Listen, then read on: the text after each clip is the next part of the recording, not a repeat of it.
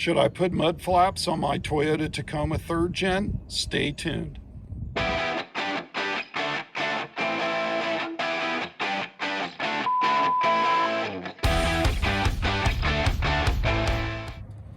Okay, so these things can be mounted without taking the tires off, which is really nice.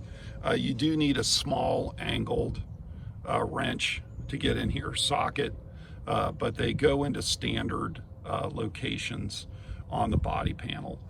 But you can see they do drop, and boy do they protect your undercarriage in your Taco.